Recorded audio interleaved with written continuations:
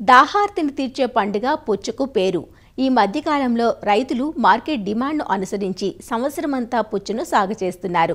అయితే పుచ్చ సాగుకు అత్యంత అనుకూలమైన కాలం వేసవికాలం. 80 నుంచి 90 రోజుల్లో అందివచ్చే పుచ్చను శివరాత్రి, రంజాన్ వేసవి కాలాలను లక్ష్యంగా చేసుకుని నవంబర్ నుంచి ఫిబ్రవరి, మార్చి మాసాల వరకు దఫదఫాలుగా విత్తుకొని సాగు చేస్తుంటారు. ఈ మధ్యకాలంలో పుచ్చ సాగులో వచ్చిన మల్చింగ్, డ్రిప్ వంటి ఆధునిక విధానాలు రైతుకు ఉపయుక్తంగా ఉండి ఎకరాకు 25 నుంచి 30 టన్నుల వరకు అధిక దిగుబడులను అందిస్తున్నాయి. పుచ్చ సాగులో అధిక దిగుబడులకు పాటించాల్సిన మెలకువలను వివరిస్తున్నారు విజయనగరం జిల్లా చీపురపల్లి ఉద్యానవన అధికారి సిహెచ్ చంద్రశేఖరరావు. ఈ పుచ్చ సాగుని పూర్తిగా ప్యూర్ క్రాప్ గాను, అదేవిధంగా అంతర పంటలుగా కూడా ఇది సాగు చేస్తున్నారు. ఇది ఎక్కువగా జనవరి నెల నుండి ఫిబ్రవరి నెల మధ్యలో ఎక్కువగా నాటుకోవడం అనేది ఎక్కువగా చేస్తుంటారు. ఇక నేలల్ని మనం పరిశీలించేటప్పుడు ఈ మురుగునీరు పోయే వసతి గల తటస్థ నేలలు వీటికి అనుకూలమైనవి. ఈ ఉదజని సూచిక 6 నుంచి 6.7 వరకు ఉన్న నేలలు వీటికి అనుకూలం. పుచ్చలో మనము రకాలని పరిశీలించినప్పుడు ఎక్కువగా సంకరజాతి రకాలకే రైతులు ఎక్కువగా మొగ్గు చూపిస్తుంటారు. వాటిల్లో మనం ప్రధానంగా అర్కా జ్యోతి కానీ, అర్కా మాణిక్ కానీ, అసహ్య మాటు కానీ, అదేవిధంగా అపూర్వ కానీ, స్వీట్ డ్రాగన్ కానీ, మాధురి రకాలు కానీ, మహారాజా రకాలు కానీ, మధుబిందు లాంటి రకాలు ఎక్కువగా హైబ్రిడ్ రకాలు రైతుల యొక్క ఆదరణ పొంది ఉన్నాయి.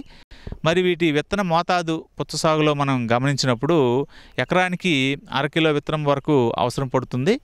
మనం కిలో విత్తనానికి విత్తన శుద్ధి కింద 3 గ్రాముల క్యాప్టాన్ లేదా థైరం లేదా మ్యాంకోజబ్ విత్తనాలకు అత్తుకునేటట్టుగా విత్తన శుద్ధి చేసుకోవడం మంచిది. అదేవిధంగా నేలని బాగా దుక్కి చదును చేసుకోవడం ల్యాండ్ ప్రిపరేషన్లో భాగంగా చేసుకోవాలి.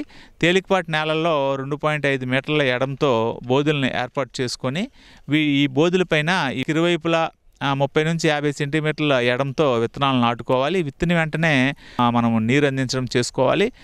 మరి పుచ్చలో ఎరువులు పోషక యాజమాన్యాన్ని గమనించినప్పుడు ఎకరాకి 1 టన్ను వానపాము ఎరువు లేదా 4 నుంచి 5 టన్నులు బాగా చివికిన పశువుల గత్తంతో పాటు 150 కిలోలు సింగిల్ సూపర్ ఫాస్ఫేటు, 40 కిలోల మ్యూరేట్ ఆఫ్ పొటాష్, అదేవిధంగా 40 కిలోల యూరియా కలిపి మనం వాడుకోవాల్సి ఉంటుంది. విత్తనాలు ఎరువులు భూమిలో పడిన వెంటనే కాలువ లేదా డ్రిప్ ద్వారా నీరు ఇవ్వవలసి ఉంటుంది.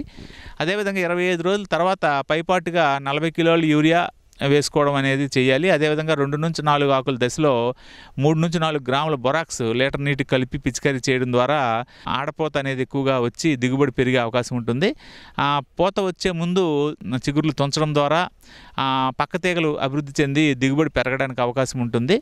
అదేవిధంగా పూత పిందె సమయంలో 80 కిలోల కాల్షియం అమ్మోనియం సల్ఫేట్ని మొక్క మొదలు ఇరువైపులా గుంత చేసి ఎరువేసి మట్టి కప్పడం ద్వారా కాయగా పెరుగుదల బాగా ఉంటుంది. మరి అదేవిధంగా పుచ్చలో నీటి యాజమాన్యాన్ని గమనించినప్పుడు వాతావరణం, నేల స్వభావం బట్టి 5 నుంచి 7 రోజులకు ఒకసారి తడినిచ్చే పరిస్థితి చేయాలి.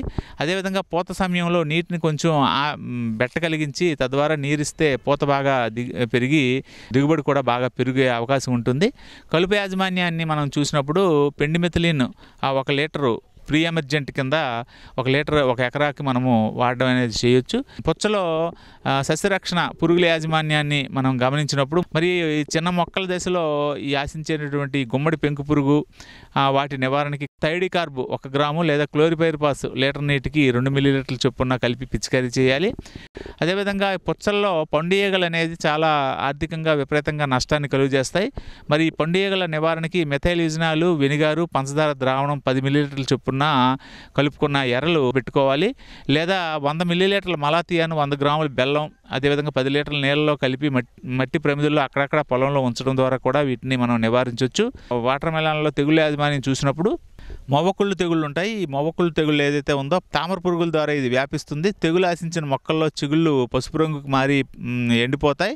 లేత ఆకుల మీద గోధుమ రంగు మచ్చలు పడి తీగ సాగకుండా పోతుంది. తీగలు చాలా కురచగా మారుతాయి, గొడ్డుగా మారే అవకాశం కూడా ఉండవచ్చు.